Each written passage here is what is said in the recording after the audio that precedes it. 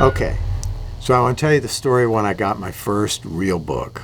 And if you don't know, the real book is a book that jazz players get, and it has standards in it, and they play from that book.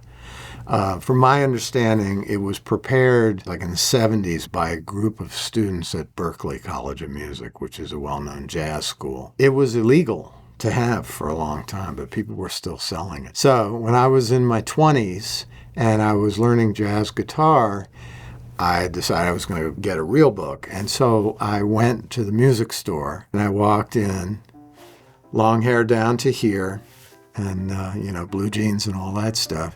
And I said to the guy, I'd like to buy a real book. And he said, are you a cop? No, I'm not a cop. So he says, okay, come with me. So we go down this staircase to a room that's dark, and he switches on the light, and there is a wire rack with real books in it. So I got my real book, and I left, knowing that I had broken the law yet again, and that was okay with me at the time. But now they have legalized the real book, actually. I think Hal Leonard publishes it. So that's wonderful. It's a more just world because of that. And then the other story I wanted to tell was about last week. So I had a gig to play for a Pride cocktail party at this really cool church. So the guy running the gig now said to me, I've done it for several years, and he said to me, well, we'd like to up the ante a little bit. And at the same time, he said to me, I really don't know too much about music. So I thought to myself, okay, well, this could mean anything. And I had been basically bringing in polite ensembles, avoiding drums, getting violin as a solo instrument. I said to him, well, maybe you want to talk to some other people, talk to people in your church, people who do know music. Maybe you want to do a DJ thing or something like that. So a lot of time goes by, and I have not heard from him. So I was like, okay, well, I guess I'm off the hook, right? I was okay with that. So the afternoon of 2 days before this gig, he emails me and says, I'm starting to get nervous. It's already Tuesday. So I called him up and I said, we were supposed to talk last Friday.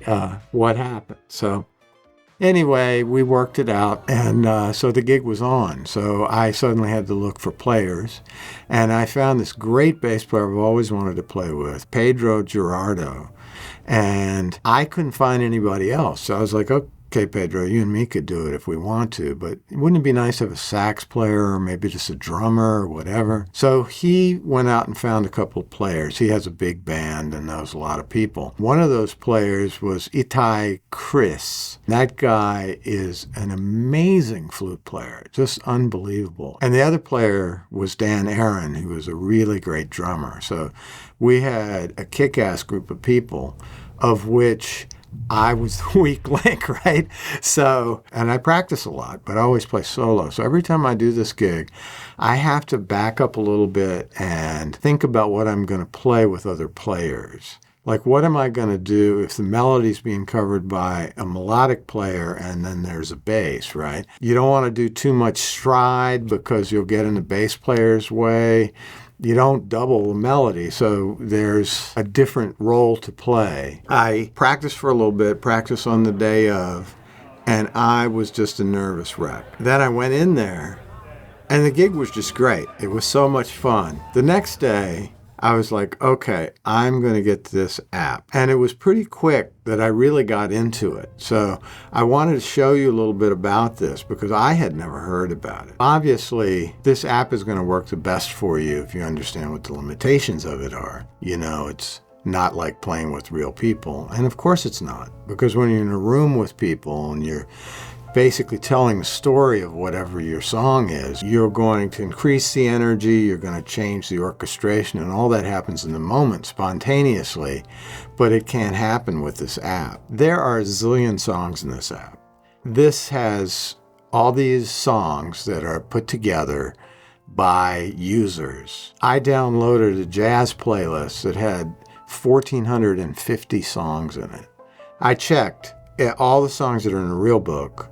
Basically, almost all of them are in this jazz playlist. Okay, so here is the interface's main window. As you can see, we have all the things you are up here. Right here, we can specify a number of repeats. We can specify the tempo. If I double click and change, then it will do that. And we can also specify the key. There's the ability to be able to call up a bunch of different feels and styles. As you can see, I have the piano turned off, but you can turn that on if you play a solo instrument. And also, there's a lot of different sounds here. There's Rhodes, there's vibraphone, jazz organ, bandoneon. How about that? And then there's bass, there's electric, fretted, picked, whatever, organ, tuba. Drums, it's either the drum sound or it's a click on 2 and 4.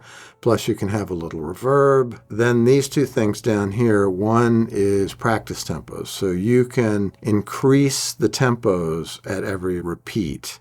So I like to do about 10. And then every time you go around, the tempo will increase by that amount. You can also practice transpositions. So as you can see, it's transposing up until it decides that's too much, and then it starts transposing down. But these are 12 different steps, so you can do basically any transposition you want to do. Then there's a count-in so that you can start with the track. Also, here's how you can control what the click sound is. These are the basic things. And some of the other cool things, you can loop. Like, let's say that this turn around here happened to be difficult.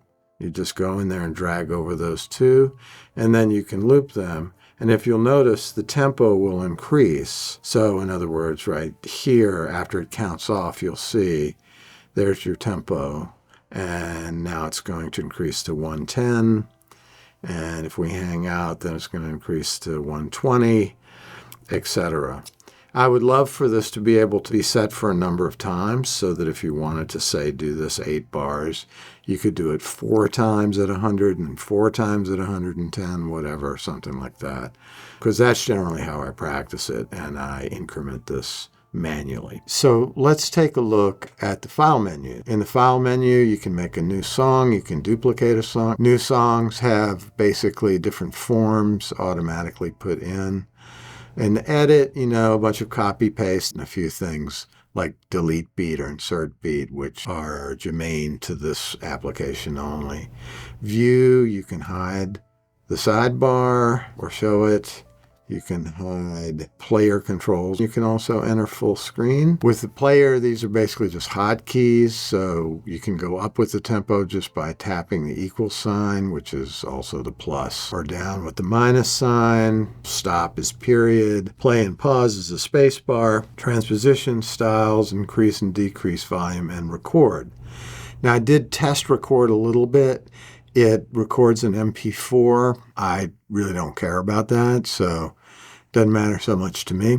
Guitar chords, we're looking at these now, so I'll just play a little bit.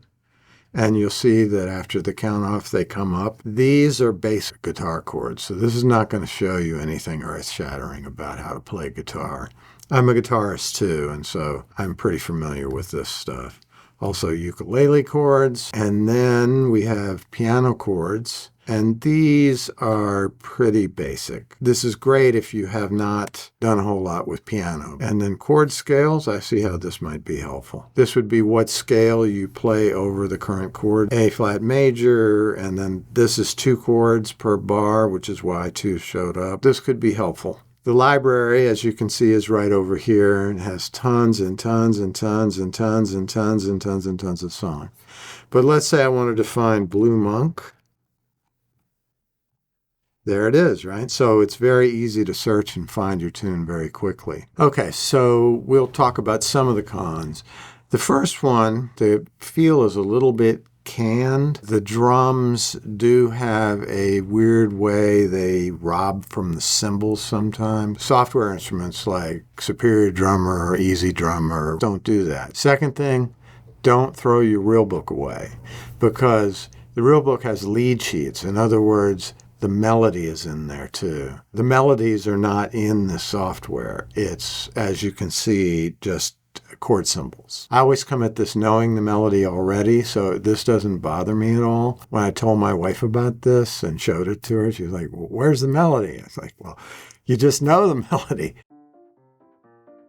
So like I said, I'm very happy I made this purchase. I can just get in there and play like I'm playing with people. And it's really something that has been very helpful to me. So I hope that's the case for you as well. Now, if you've made it this far and you wanted to just drop a like on this, that would be really fantastic. I would appreciate it. All in all, very useful and very fun. Like and subscribe, and I'll see you next time.